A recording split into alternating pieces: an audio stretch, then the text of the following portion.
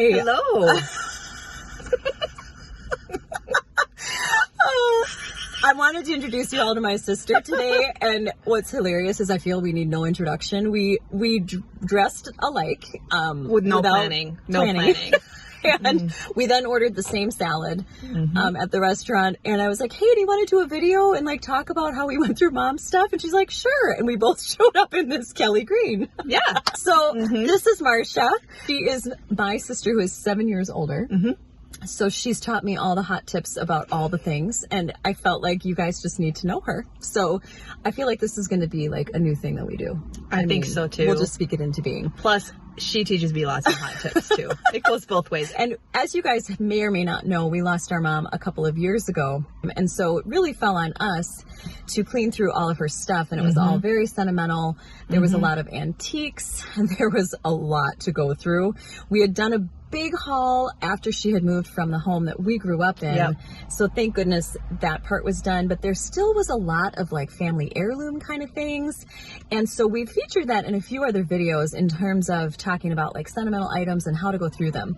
Interestingly enough, we had a comment come in from a lady who was saying she has kind of a similar situation. Her grandfather's estate just feels overwhelmed with the size of the project. So we were just thinking it might be helpful to kind of revisit and kind of tell our story together now. And just kind of what helped us break it down to kind of conquer that overwhelm. And a big part of it was having each other. Absolutely. Definitely. But we just want to encourage you with a few hot tips. And then we kind of want to reflect on, would there be anything that we would have done differently here? So Marcia, why don't you first just tell us like about you and like, you know, tell the ladies. Okay. I am a mom and I am a veterinarian, so I do the veterinarian part very part-time. The mom stuff, as you know, is 24/7. I have 4 kids, age 21, 17, almost 14, and 7. So one in every stage of child development, really, and young adult development, which makes life very interesting. Are you married? Oh, yes. I've been married to my husband, Tom. I mean, we'll throw him in there. Yes, for 26 years. Yes. Yay! So, and we live like 45 minutes apart. So we just had lunch at the cute little place we like to meet in matching outfits, and I even know. the server commented. We did not plan it. So funny that it was the day we decided to Hilarious. do this. It was slightly embarrassing walking out together. So let's start with like, when we went to mom's house, we actually had a deadline. She had a townhome, and because she had passed, we were then going to put it up for sale. So one thing that I think helped us kind of organize ourselves is we did have sort of a hard deadline of when this needed to be done. So if you don't have that, I wonder if you could even just create a deadline. Right. You know, if that might be helpful to create sort of motivation and a plan. Yeah, maybe like a goal date. Maybe you are going to give yourself a nice reward if you meet that goal date. Oh, yeah. And it was awesome to know that it would be done by that date. Like, it wasn't hanging over our heads, because we're both super busy moms. So it actually worked out that it was over the summer. And I was, you know, not homeschooling, and your kids were able to just be home during the day, I think. And we met on Saturdays. And so I think we just scheduled it. We did, well in advance, which helped a lot. Right. And so we were there at least monthly leading up to, but then I think as it got closer, we were there almost weekly on the weekends, and we would just meet there and we'd wear our grubby clothes.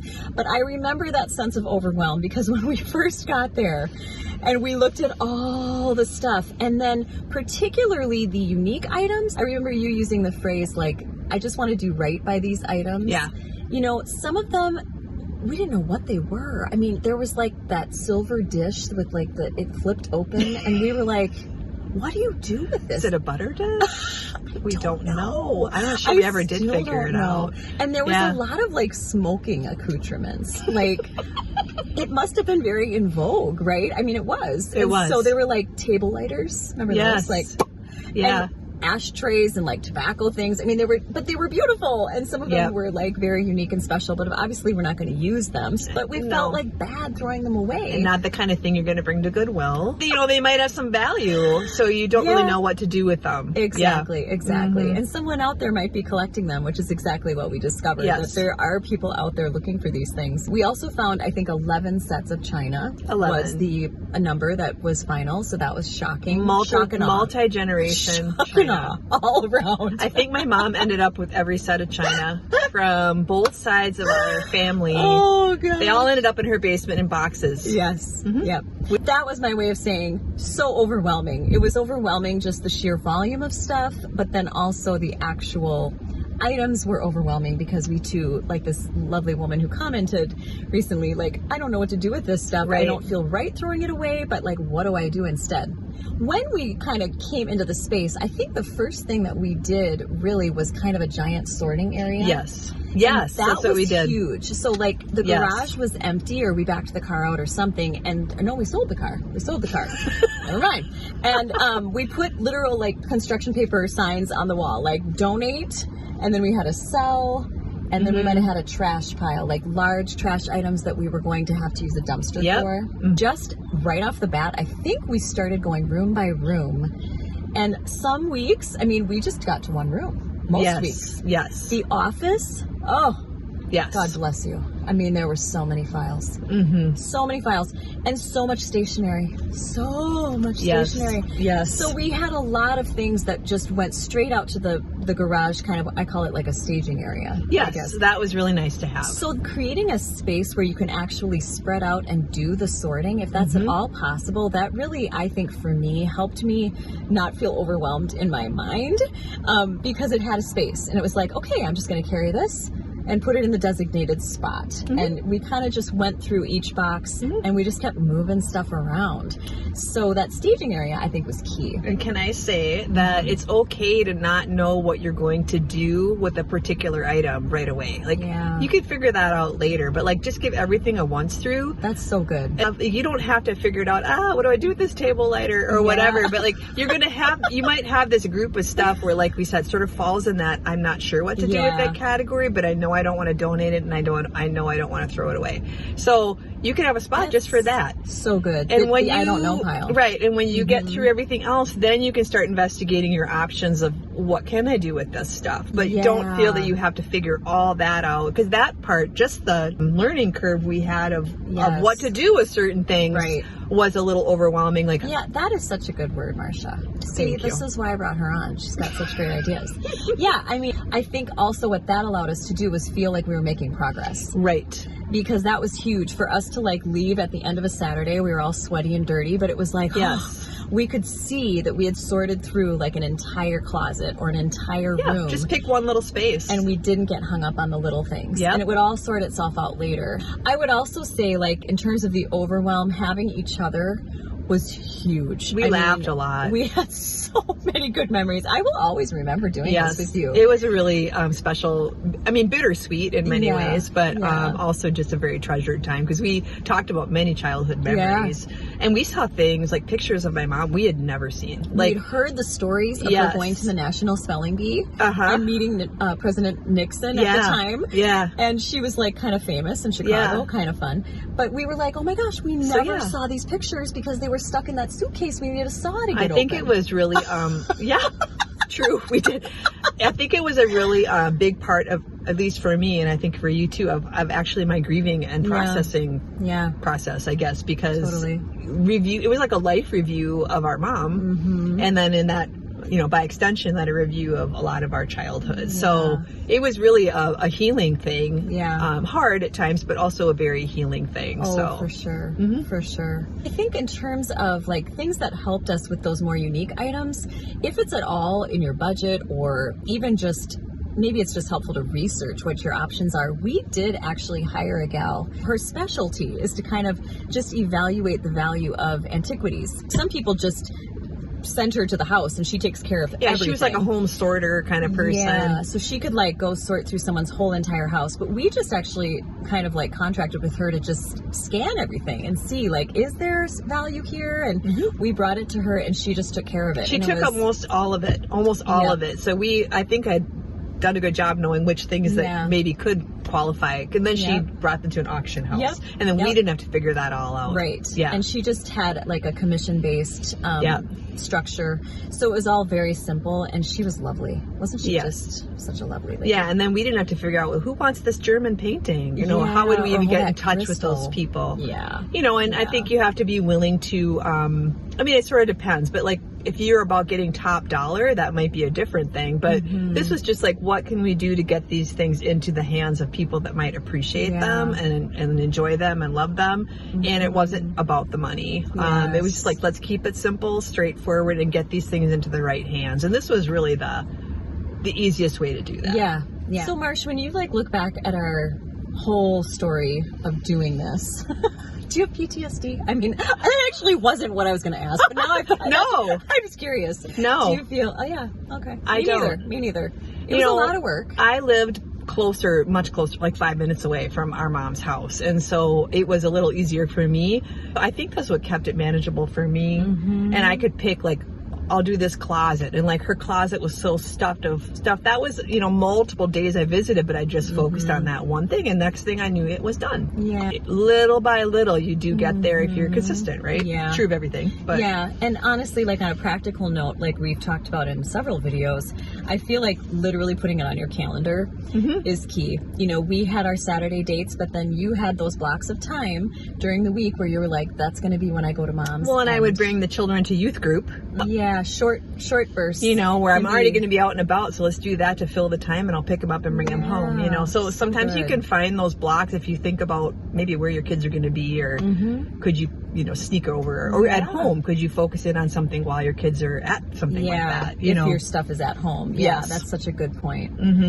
Another thing that I feel like you gave me permission to do that was like so groundbreaking and just revolutionary was when, I mean, really, we had so many photos. So like photos not only of our mom, but like truly generations past. We had no idea who these people were. It's really sad, actually. We had no idea. But Marcia and I were going through these photos, and I was like, I mean, they're all so nice, like, I don't know what to do, and it just feels wrong to throw photographs away.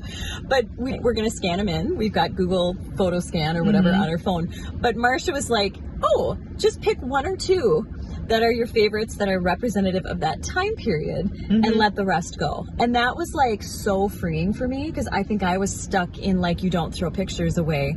And she just had all this freedom, like, just pick your favorites. And that was so helpful. And I want to just pass that on to you guys, like no pressure. Try to let go of the shoulds around certain items. Maybe yours isn't photographs, but mine was.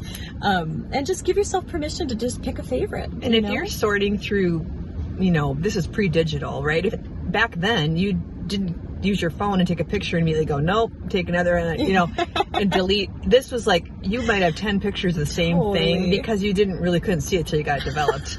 We had like 10 photos of the ceiling at Marsha's wedding that like my brother-in-law took, and we were like, what on earth is this? But you don't, so when you really do look, like let's say a certain vacation or a certain time period, you might find easier than you think, because many of them are kind of the same picture. Whatever, took your film to and then you got doubles or triples.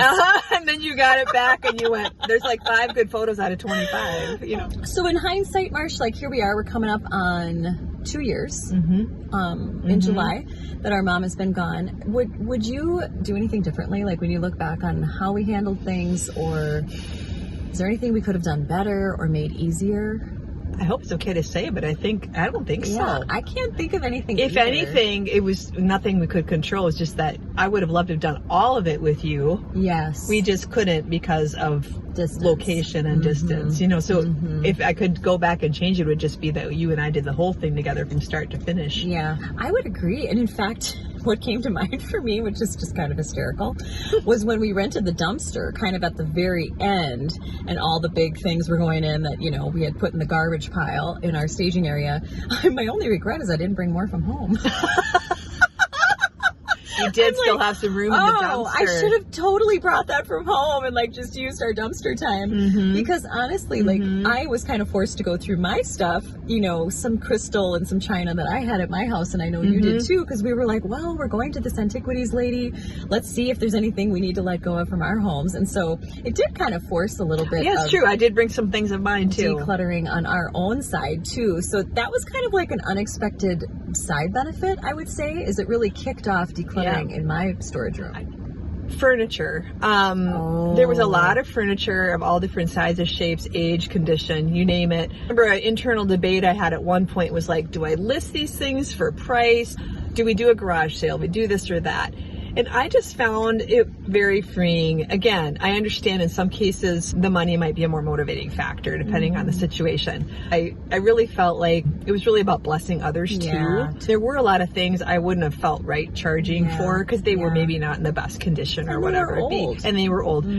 Hot tip. I mean, you won't earn anything, but listing something for free, it goes. Like for instance, a wonderful man named Jose contacted me and said, could I take these items for our nursing home? And he came and picked up all of it because he said, a lot of residents come in with nothing. What a blessing that was to us. Wow, it was huge. And it felt like we were paying forward like our mom's legacy. Because many of those furniture items even came from like our great grandmother's apartment. Yes. And so they were old, but it's like, it's great grandma's stuff. So like having another elderly person enjoy it was really cool. It's just giving yourself permission to say, I'm just going to do that because it's going to be a blessing to other people. It can really make life easier and really just feel awesome to do that. So great. Yeah. Oh my gosh, I'm so glad you brought that up. Yeah. And so like, to the woman who commented with the grandfather's estate and everything, I think like when you're in a situation like that, what I'm hearing us say is that it really does, like when you're able to give it to someone who can appreciate it